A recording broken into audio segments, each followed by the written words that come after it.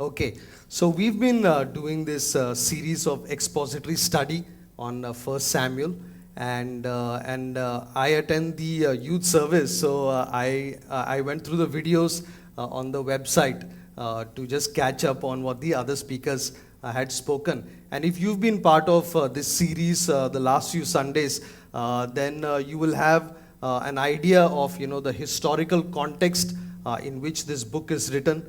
You will have an idea of who the key players are, and we've been talking of Samuel and of Saul, of King Saul, the first king of Israel. And Rajiv, in his first lecture, he established that the book was about the kingship of God, the kingship of God on his people. And then Joe, when he spoke, he laid a historical background to the writing of this book, the events, the people who were involved in this book. And so Joe gave that.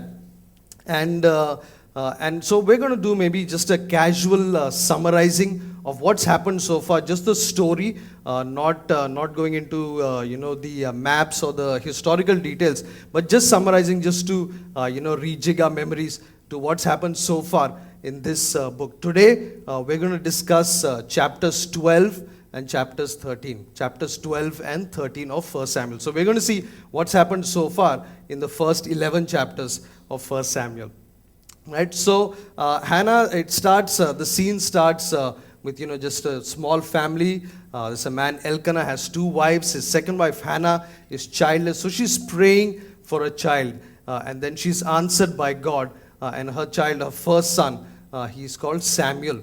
As per her deal with God, her commitment to God, she gives Samuel, when he's old enough, back to serve God in the temple, and he serves under the priest Eli.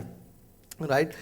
Eli himself has two sons who serve as priests themselves. However, they are corrupt and they are wicked. And so more and more it is Samuel who takes up the work of Eli in being the priest for Israel. Again, in the backdrop of all this is a war that the Israelites are fighting with the Philistines. And that is a constant, it's a constant throughout this book, in fact, and throughout the history of Israel.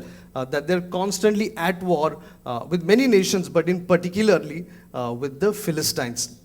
And so in backdrop, this is happening. The Israelites, for one particular battle, they ask that the ark of the Lord, the ark of the covenant, be brought so that they're assured of victory.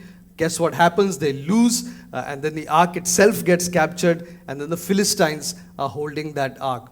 What happens to the Philistines is that they get into all sorts of trouble because the ark is with them. And then they say, no, we can't keep this here. We need to send it back to Israel. And they do send it back. However, when it comes back, the Israelites are overjoyed. They're celebrating. But at the same time, there are deaths among the Israelites because they don't handle, they don't treat the ark the way it should be, the way God ordained the ark should be treated. And so they don't know what to do. They don't send it back to where it originally was, but they keep it in a temporary location in the house of a family in a place called Kiryat Jearim. Right? So the ark is here. Eventually what happens is that Eli's two sons, they die in this battle, the same battle in which the ark was captured. And when the news is brought to Eli, Eli falls over and dies himself. He breaks his neck. It's interesting that Eli he falls over in shock, not when the news of his son's death is told, but when the news of the ark being captured is told to him. He falls over and he dies.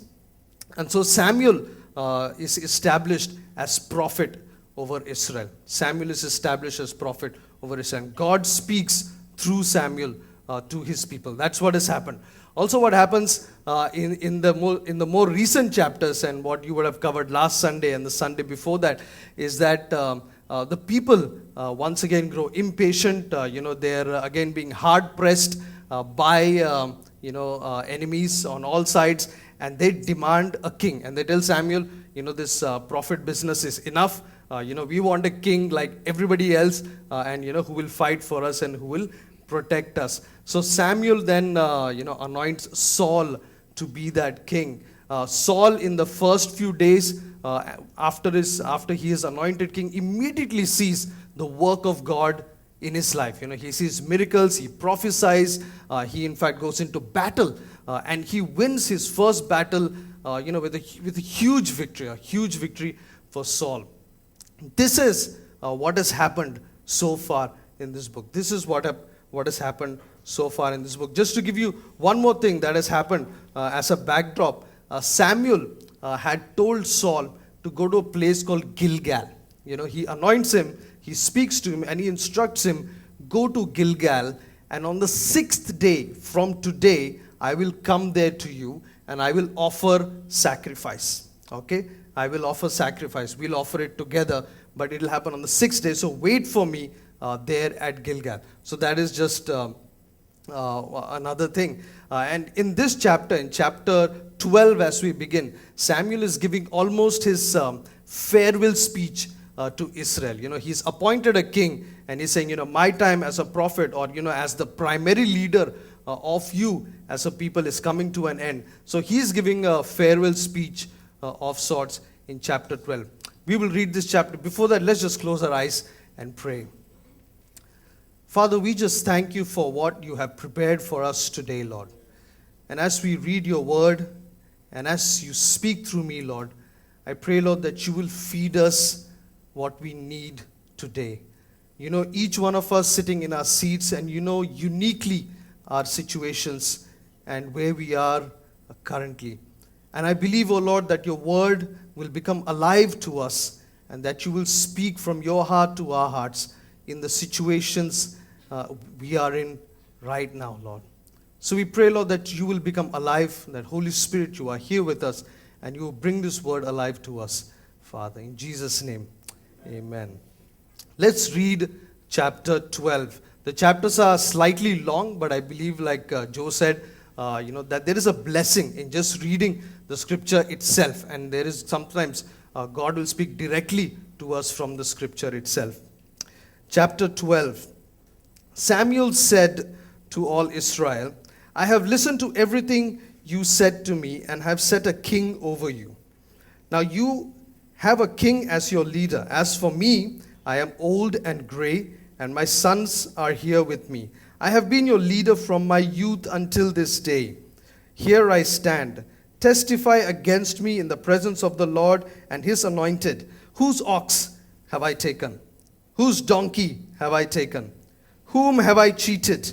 Whom have I oppressed? From whose hand have I accepted a bribe to make me shut my eyes? If I have done any of these, I will make it right. You have not cheated or oppressed us, they replied. You have not taken anything from anyone's hand. Samuel said to them, the Lord is witness against you, and also his anointed is witness this day, that you have not found anything in my hand. He is witness, they said. Then Samuel said to the people, it is the Lord who appointed Moses and Aaron and brought your forefathers out of Egypt. Now then stand here, because I am going to confront you with the evidence before the Lord as to all the righteous acts performed by the Lord for you and your fathers.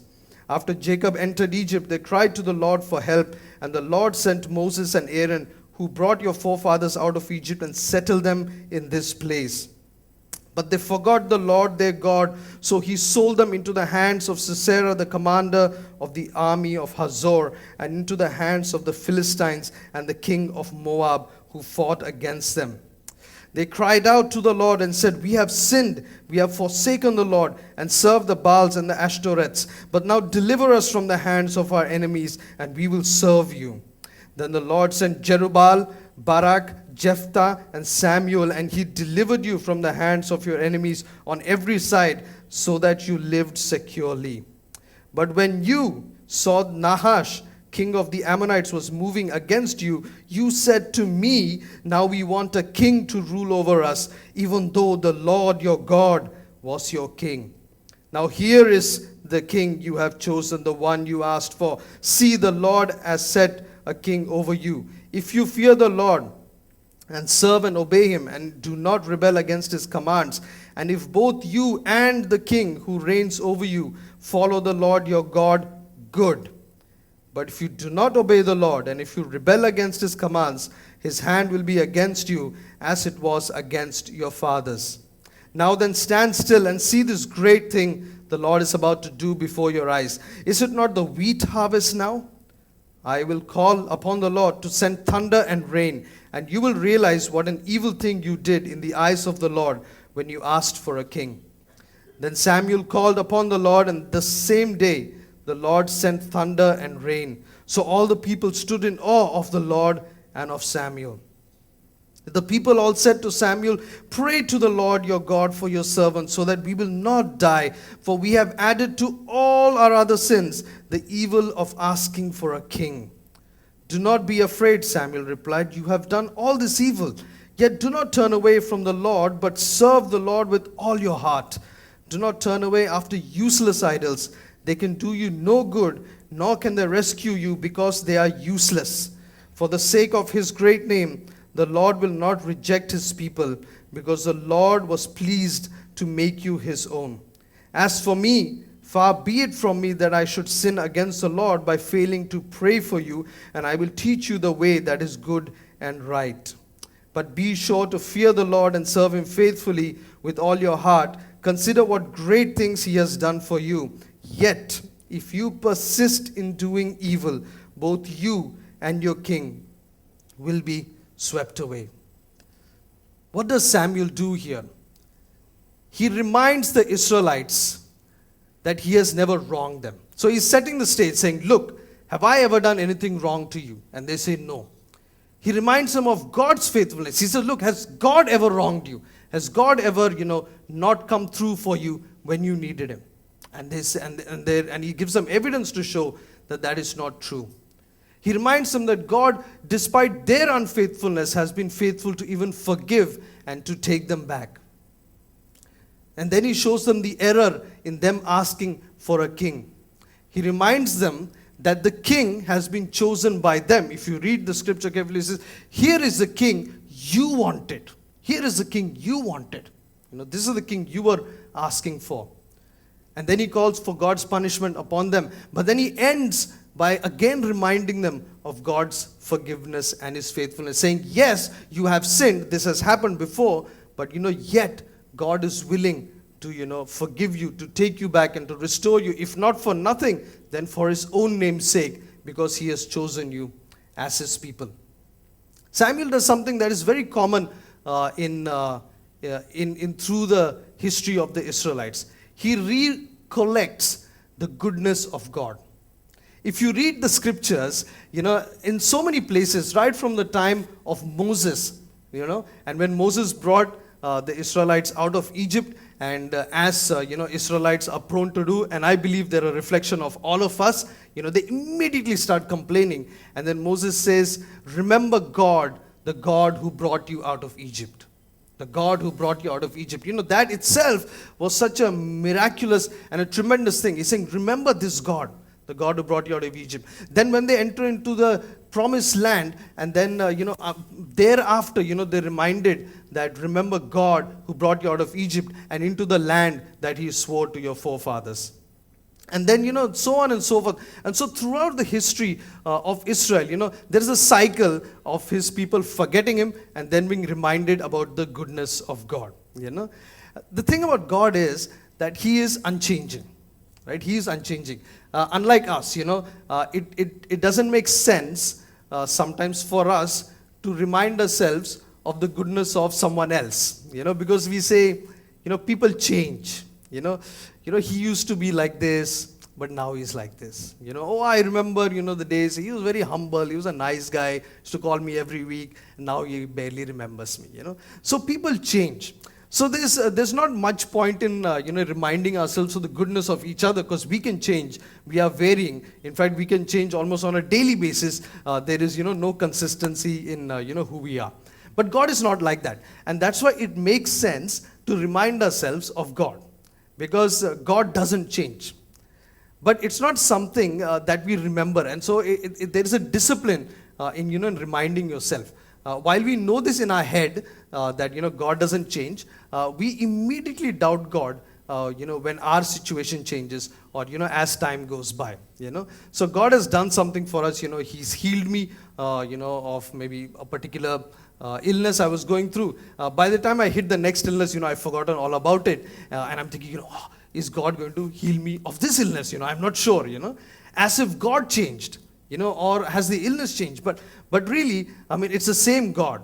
And God is consistent, right? And so what God has done in our lives in the past, you can depend, that faithfulness is there, and you can depend on God on being the same, throughout our lives. The Israelites, what they did was they institutionalized, remembering God. And they did it through various ways. So we know that Samuel himself, in this book, he had set up an altar for God and called it Ebenezer. So it was a reminder to the people that, that God did something here. He was God with us. That something happened here. And they set up a memorial of sorts to remind themselves that, that something happened here and God did this. And this is the same God. This is the same God, who we still worship. Or they, celebrated festivals. And we do that, like the festival of the Passover. Reminding them how God brought them out of Egypt, delivered them from the angel of death and brought them out of Egypt. So they eat, unleavened bread, so it's symbolic to remind them of the faithfulness of God. Or they will, record the work of God in songs or the Bible. The Bible was written not because, they one day envisioned that we would be sitting here, and hearing God's word. But really, the Bible is written because from generation to generation, the Israelites wanted to pass on their history. They wanted to pass on what God had done in their lives to the next generation. And so they recorded it faithfully so that the next generation would have a record of what God had done for that nation, for that people. Or they would write it in songs. So David would write it in songs, in psalms, and they would sing them again and again to remind themselves of the faithfulness of God. And so this is an important discipline. I realized that as I was preparing, that it's an important discipline to do. Whenever there's a significant event in Israel's history, there is a remembrance of what God did for them in the past. They did that. And so that tells us something, that there is a significance in remembering the work of God.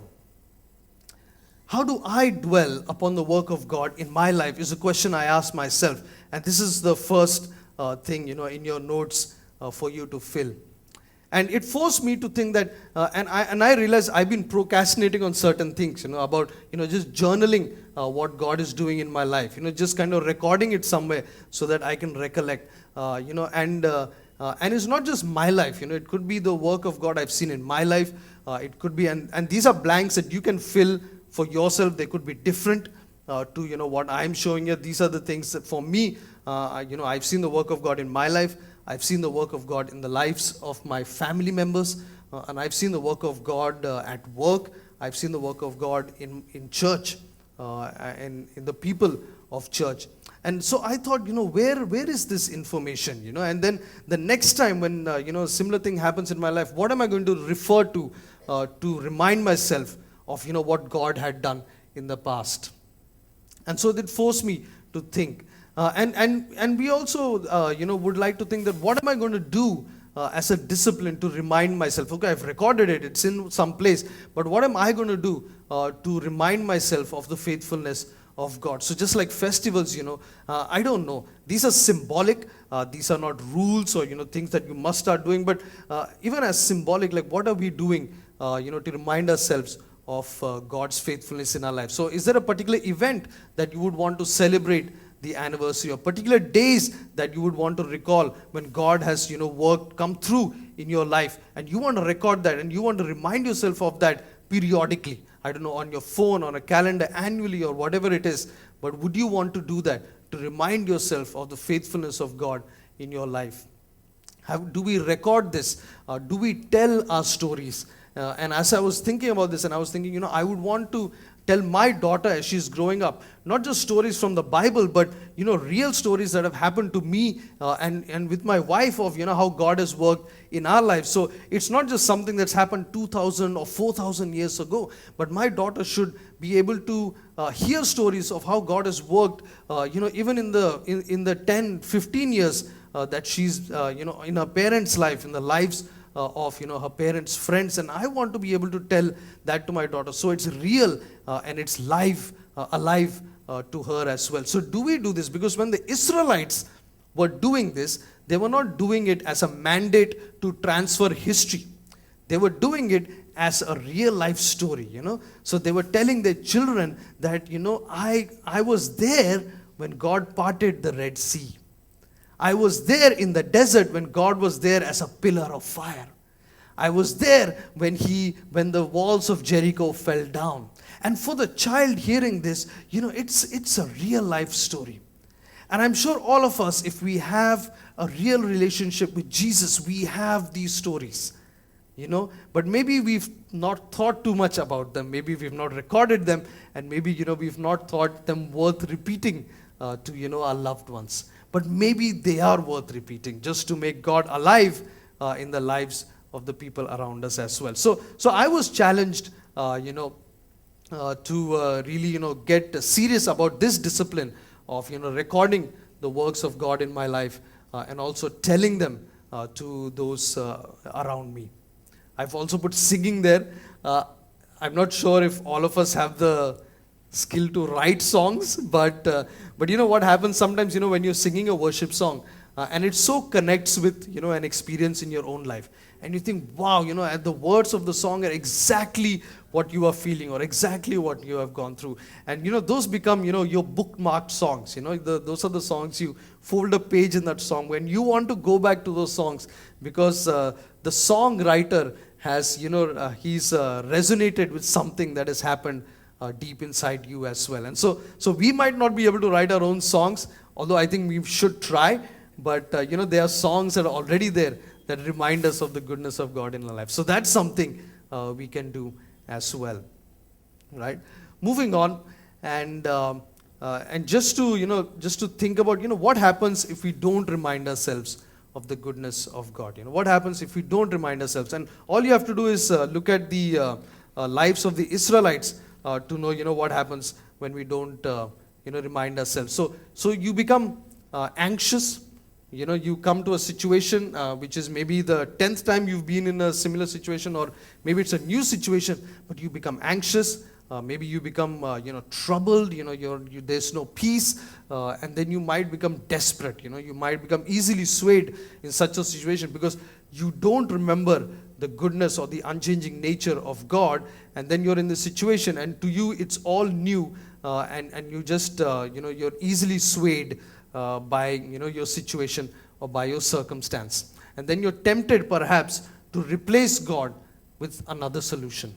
You're tempted to replace God with another solution. This so typically happens that God usually is the last thing that we bring into a problem situation. After we've tried everything else, which is so funny because when you do bring in God, usually, if not all the time, your problems do get solved.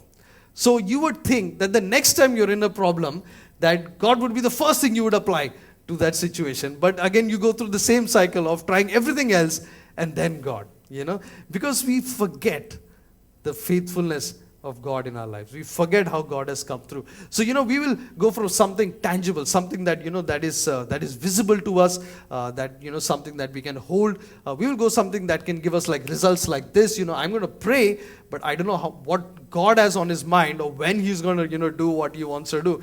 I'm going to, do something that I can immediately, fix to solve my problem, something that's easy to obtain or something that's popular, So it's a worldly wisdom sometimes that we will apply to our situation. So we'll replace God with something else. The problem is that when you replace God with something else, then it sometimes becomes idolatry.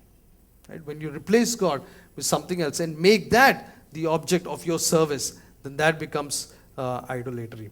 And then again, just looking at the life of the Israelites, and you would think for a people in the desert who constantly knew the presence of God, as a cloud by day and a pillar of fire by night, you would think that they'd be the last people to set up an idol for themselves, right?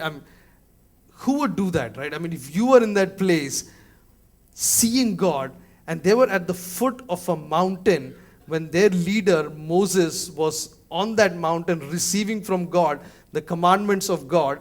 And they asked Aaron, can you create for us an idol? And they created a golden calf for themselves. You would think that these were the last people who would do something like that, But they went ahead and did it anyway. Let's not look down upon the Israelites for this. I would think that any of us in that situation would do something. You become desperate, you're waiting, you don't know what's happening. They're saying, we don't know where Moses is, we don't know when he's going to come. Do something, give us something that we can see and feel and we can worship and we can serve and call that our God. And so they create an idol, the golden calf. So something that is tangible, something that is easy to serve. Sometimes, and I would think this of the Israelites, that they felt burdened to serve God, that they felt that, it's so hard to be just all the time. It's so hard to, be nice to my brother and love my brother all the time. So hard to be nice to my wife all the time. Let me create for myself another God that is easier to serve, that does not require or that does not demand these things from me. So sometimes we create idols because we think it's a burden to serve God, and we would rather serve something that is much easier. Sometimes we create idols because we want to continue in sin. We don't want to change. There is conviction, but we say, no, I don't want to change. So, let me just start serving something else that does not require me to change. And what are those idols in our life? And we will, the idol is something that you're just pouring your energy, your heart and mind into. That is what you are serving. If you're pouring your heart and mind into something, that is the idol in your life. And sometimes it could just be work. That I'm just working hard. I'm providing for my family. I don't have time for anything else. I don't have time for quiet time maybe. But this is good work I am doing. And so you keep yourself busy all the time so that you don't leave space for God to speak to you. So that you can continue to do what you're doing and just remain busy. Or it could even be just service in church perhaps, and then that becomes more important than why you're doing it. That you're so busy in the service of church that becomes, an idol for ourselves. And we just continue in that thinking, just by doing that, I'm right with God and not allowing God to speak to me. Or it could be family or friends, or it could be a particular ideal, philosophy that becomes, all-encompassing of our life. It could be, and not to say that, some of the ideals are wrong, but, to say that maybe, environmental protection is my thing, but, you just make that bigger than everything else in your life, right? And so these could be some of the idols that we serve. So this is what, we could take away from this chapter. We'll read the next chapter, chapter 13.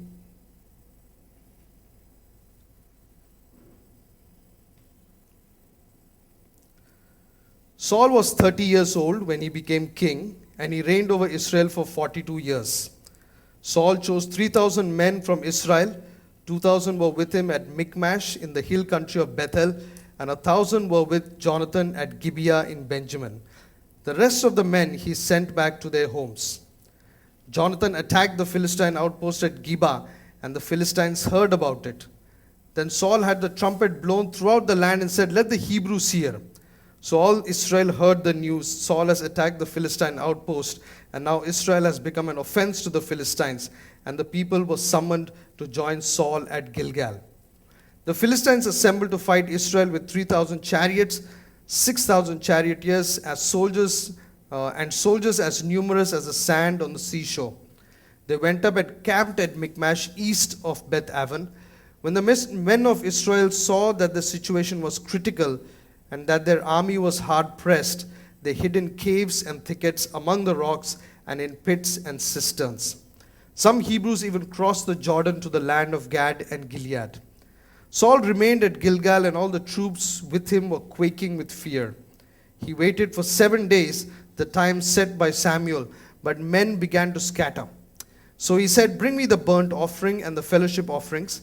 And Saul offered up the burnt offerings. Just as he finished making the offering, Samuel arrived, and Saul went out to greet him. "What have you done?" asked Samuel. Saul replied, when I saw that the men were scattering and that you did not come at the set time and that the Philistines were assembling at Michmash, I thought, now the Philistines will come down against me at Gilgal, and I have not sought the Lord's favor, so I felt compelled to offer the burnt offering. You acted foolishly, Samuel said. You have not kept the command the Lord your God gave you. If you had, he would have established your kingdom over Israel for all time. But now your kingdom will not endure. The Lord has sought out a man after his own heart and appointed him leader of his people, because you have not kept the Lord's command. Then Samuel left Gilgal and went up to Gibeah in Benjamin, and Saul counted the men who were with him. They numbered about 600. Verse 16, Saul and his son Jonathan and the men with him were staying at Gibeah of Benjamin, while the Philistines camped at Michmash. Raiding parties went out from the Philistine camp in 3 detachments. One turned towards Ophrah in the vicinity of Shual, other towards Beth Horon, and the third towards a borderland overlooking the valley of Zeboim, facing the desert. Not a blacksmith could be found in the whole land of Israel, because the Philistines had said, otherwise the Hebrews will make swords or spears. So all Israel went down to the Philistines to have their plowshares, mattocks, axes, and sickles sharpened. The price was 2/3 of a shekel for sharpening plowshares and mattocks, and 1/3 of a shekel for sharpening forks and axes, and for repointing goads. So on the day of the battle, not a soldier with Saul and Jonathan had a sword or spear in his hand. Only Saul and Jonathan had them. So of all the soldiers Israel had, only Saul and Jonathan were the only ones with weapons facing a huge Philistine army. So just to summarize this chapter, they were at a place called Gilgal. Remember, this is the place where Samuel had asked Saul to wait for him for the sacrifice. There were about 3,000 unarmed Israelites, and they were facing off a huge armed battle-ready Philistine army. These guys had chariots, they had weapons, they had 2 charioteers on each chariot. So what did the Israelites do? They run, they hide, they're quaking with fear, they're scattering. That's what the Bible says. Saul, meanwhile, is getting impatient. He's waiting for Samuel, and he says, I need to seek the Lord's favor because I have to go into battle. My men are fleeing. I have to do something fast. So what does he do? He offers the sacrifice himself. Samuel arrives to tell him that God has rejected him.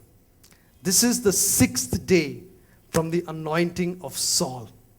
Imagine, what it starts off, this chapter starts off by saying, Saul was 30 years old when he became king, and he reigned in Israel for 42 years. On the 6th day of those 42 years, Saul has been told that God has rejected you. Imagine doing something for that long, knowing that you've already been rejected for that job. Imagine the tragedy that you would put yourself through, and then Saul ultimately put his entire nation through for 42 years in bitterness, knowing that he is not the chosen one for the job that he's doing, but holding on to it nonetheless. Holding on to it nonetheless. What are these characteristics of Saul? And we immediately see that there is pride in the life of Saul. Saul is proud. It says here that Jonathan attacked an outpost, and what did Saul do? He sends out a message saying, Saul has attacked the Philistines. It was his son who had, actually attacked, but he takes the victory, and he, looks to, bring the Israelites on his side as if he had done something, forgetting that just 6 days ago, it was God who had anointed him and raised him up to be the king. There was nothing about him. God says, you were the least of the tribes of Israel and the least among the clans of Benjamin, and I have raised you up to be the king of my inheritance. So it's very clear that it is God who had appointed Saul. And Saul here, 6 days later, is thinking that there was something about him because of which he is king, and expecting, people to follow him. So there is pride. He was insecure because of that pride of what people thought of him. He's seeing people scatter, and he's thinking, oh my gosh, I have to do something. I have to do something to make this work. He was being controlled by that situation that he was in. Not controlled by the instruction from God, but controlled by the situation that he was in. And he was thinking to find a quick fix for what he was doing. He didn't care how a solution came. He just needed the solution to come. He just wanted to go to battle with the Philistines. He didn't care about how it happened. So he looks for a superficial solution. He says, bring the sacrifice, let me do it. What is required? Sacrifice, right? I'll do it. Let me do it. And he offers the sacrifice himself. So he is going through the motions of a worship, but not really worshiping. He's thinking, I need to get God to like me really fast. It's like that 2-second prayer I shoot off before an exam. That God like me right now and like me for the next 1 hour as I'm writing this exam. Irrespective of what I've done before that, it's that emergency prayer. So I don't know. I mean, that's for me. I'm not saying for you. But sometimes, those prayers are not from my heart. They're more just a desperate, just a SOS from my head saying, God, save me now. And so that is what Saul is doing. Just going through the motions of worship and not really worshiping. So it's a superficial worship. It's a superficial worship. And when we do that, that's a big word. I don't even know if that word exists, religiosity. But I just put it there. Microsoft Word did not give me any error, so I'm guessing it exists.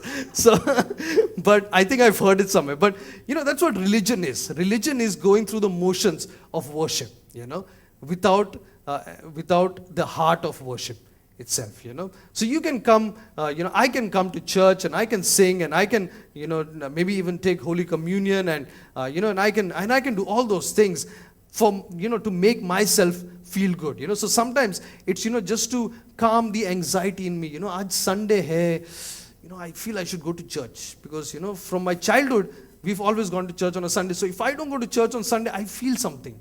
I feel that there's something missing. So it's more of, just calming something within me. So there's an anxiety and you seek to pacify that anxiety. Sometimes you do it for other people. What will people think if I don't go to church? What will people think if I don't pray, before eating my food? It's so funny that, I start eating my meals without praying many times, especially when I'm alone.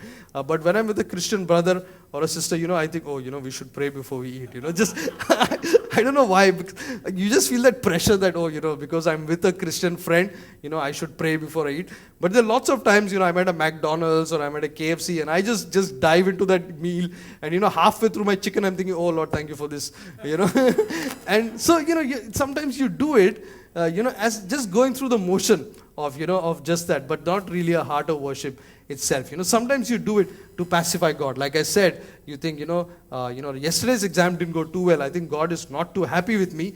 This exam, God, please, I'm sorry. Just get me through this exam. So you seek to pacify. This word pacify is interesting. It's like, what they have this thing that you give babies called a pacifier. Why do you give a pacifier? Does it really solve any purpose for the baby?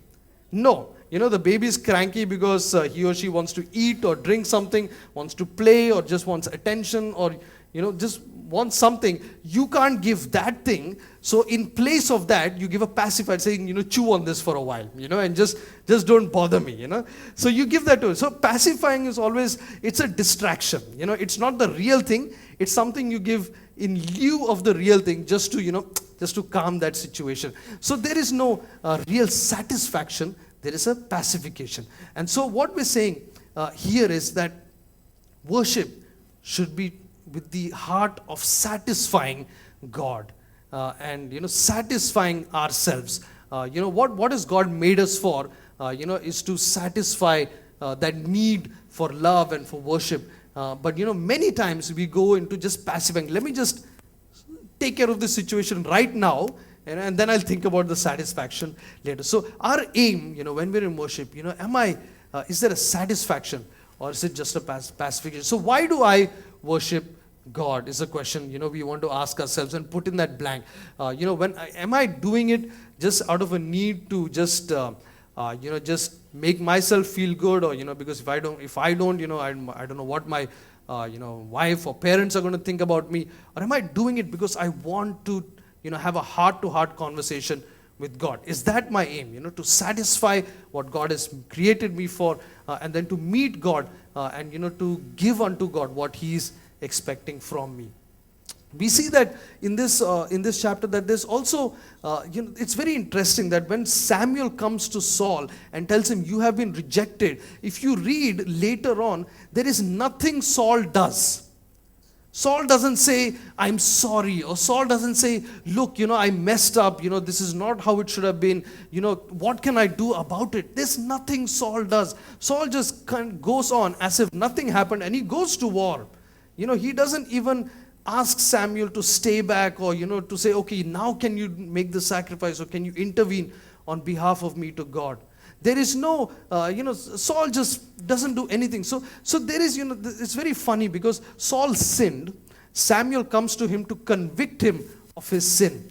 And there are always two ways you can respond to a conviction from God. And they're this, that you can either choose to harden your heart and say, I don't care, and just continue in your sin. Or you can, be really broken about it and say, God, I'm sorry.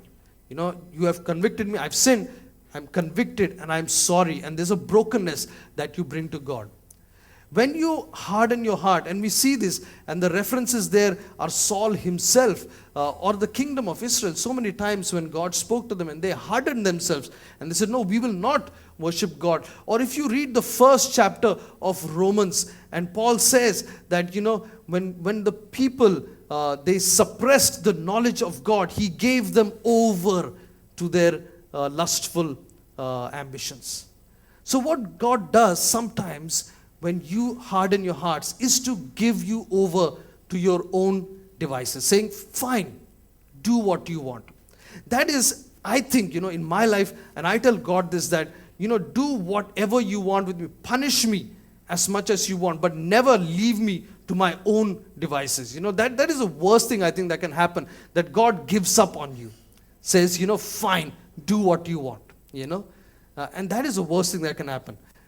But you can come with a brokenness, and we see this in the life of David, when he sinned with Bathsheba, and Nathan as a prophet came and convicts him of his sin. I mean, you would think David would realize his own sin, but sometimes I'm telling you, you're so deep in sin, you're so self-deceived that you will not know that you're in sin, and it will require a prophet or someone else to come and convict you of that sin, or God through some other way. And when you're convicted, and David is convicted, and he breaks, and he says it very simply. He says, I have sinned against God. He says it very simply, I have sinned against God. And then because there is a brokenness, there is also a restoration. There is a punishment that God takes David through. His firstborn dies. But then there is a restoration of David in his relationship with God. Jesus tells the story of the prodigal son, convicted of his sin. And then he goes in brokenness to his father, saying, I have sinned against you and sinned against God. And there is an immediate embracement. There's an immediate restoration that comes through. And this is what Samuel has been talking about in the previous chapter, saying, yes, you have sinned, but if you follow the Lord with all your heart, he will bless you. That's what Samuel is saying. That yes, you have sinned, but it doesn't end there. It's not like God is rejecting you forever. If you come to God, there is a restoration. And that is what Saul did not do. So what is the condition of our heart when we are convicted of sin? What is the condition of our heart when we are convicted of sin? If we read the previous chapter 12, is it, chapter 12, verse 20, where Saul says, do not be afraid. Samuel replied, you have done all this evil, yet do not turn away from God, but serve the Lord with all your heart. Is it, with this hope that, yes, you have done this evil, but I am still going to serve the Lord. I'm not going to leave the Lord. Or is it what it says in verses 25? Yet if you persist in doing evil, both you and your king will be swept away. So is it a hardening and persistence in sin, or is it a turning around and coming back to God for forgiveness? Right.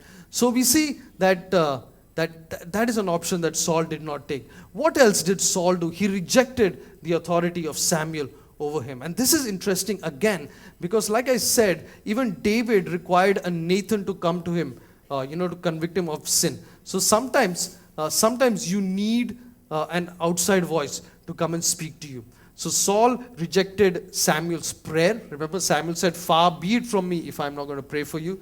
Saul rejected Samuel's advice because Samuel said, I will teach you what is right and what is wrong. And Saul rejected the conviction that Samuel would have brought to him had he allowed Samuel to remain in his life. So when we have an elder spiritual person in our lives, speaking into our lives, there is a covering. There is a covering of prayer. There is a covering of spiritual authority. And these are just some references that you can write down, that, an accountability and monitoring. And we can see that in the life of Saul himself, that there would have been an accountability and a monitoring. There would have been a channel for God to speak through, a channel for God to convict. And this is this reference, 2 Samuel 12, of the story of David. And then there is a channel for learning and strengthening. Again, we see how prophets played such an important role in the lives of Israel's kings, in Judah's kings, in being the channel through which God spoke, convicted, but also strengthened, and also through which they learned the ways of God. So this reference to Hezekiah and how Isaiah had spoken to Hezekiah and strengthened him against, when the king of Assyria was coming. So who is my elder? I want you to fill there. And if that remains blank, I want you to think about it and fill it, today. Think of someone and say, will you be my spiritual elder? Have that presence in your life. Just ending here in just 2 more minutes. When we think of Jesus, and as I was thinking about, just how all this tied into the New Testament, and I always try to do that when I'm studying the Old Testament. And I was thinking, how do I fit Jesus into all this? But I realized that, when I did bring Jesus into the picture, it was the missing piece of the puzzle. It was a missing piece of the puzzle. Every question that the Old Testament raises, every issue that is unresolved or imperfect in the Old Testament finds its answer in Jesus. We see, if we're talking about the faithfulness and the steadfastness of God, Jesus constantly did this in his own life. In the desert where he said, I do not live by bread alone, but by the word of God. And in the garden, if you read John chapter 17, it's such a marvelous description of the relationship of Jesus with his Father. It's such a marvelous description. I want you to write that down and read that when you have the time. When Jesus spoke of idolatry, saying, worship should be in spirit and in truth and not determined by a place, saying, it's not the exterior that matters, but what is inside. When Jesus speaks of religiosity, and Matthew chapter 23, the entire chapter is a stinging rebuke of the Pharisees and of this thing of religiosity, of worship, of just going through the motions. And on spiritual authority, even Jesus, saying, verily, truly, I tell you, the Son can do nothing by himself. He can only do what he sees his Father doing, because whatever the Father does, the Son also does. Here we have the Son of God submitting himself to the authority of the Father. And you have some guy who 6 days ago was raised to be the king, suddenly thinking that, he was the one and all for Israel, that he didn't need Samuel, that he didn't need God. What a stark contrast. So while Saul was disobedient, Jesus lived a life of perfect obedience. He was sinless. While Saul offered an inappropriate sacrifice, Jesus offered the perfect sacrifice, which was himself. Philippians 2:8, being found in appearance as a man, he humbled himself by becoming obedient to death, even death on the cross. There is an obedience and a sacrifice. Interesting, because Samuel comes to Saul and says, obedience is better than sacrifice. You tried to win God's favor through this inappropriate sacrifice, when actually you should have been obeying God. And here in Jesus' life, we see both of them come together on the cross, both obedience and sacrifice. We have been created such that the true worship of a false God cannot satisfy, and that is idolatry. Or the false worship of the true God cannot satisfy, and that is religiosity. But we have been created to respond to the conviction of God in our lives. If there's anything we do towards God, it is only in response to what God does in our life. We can't just pick ourselves up and start walking towards God. It's only in response to what God does in our own life. And I want you, if you're sitting here thinking that, I've been in pacification mode for too long, and I need to find satisfaction to all of my life answers. And you're thinking about this Jesus, and you don't know who he is, and you're thinking, is he faithful? Is he steadfast? Will he forgive? Will he restore?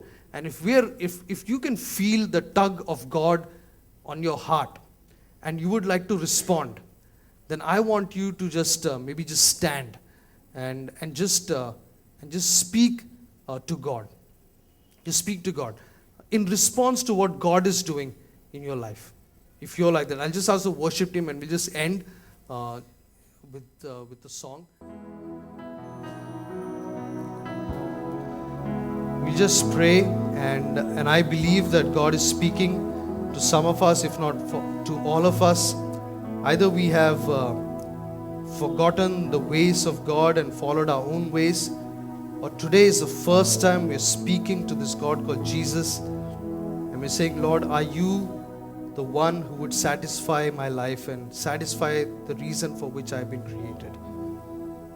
Father, I just thank you for speaking to us, and I pray, O Lord, that you will cement your work in us, O Lord, as we end this service and as we leave. I pray, O Lord, that you will speak to us in the whispering and the utterances of your Holy Spirit to our hearts. Lord, I pray that you will give us the words to speak to you and help us to articulate that which is going on in our hearts and in our minds, Father, and to respond to your calling on our heart, respond to your calling on the tug of our heart, Lord. Just bless your name, O Lord, for what you're doing here. And I just bless each and every one of us as we leave. Pray that you will be with us as we leave, Lord. In Jesus' name, amen.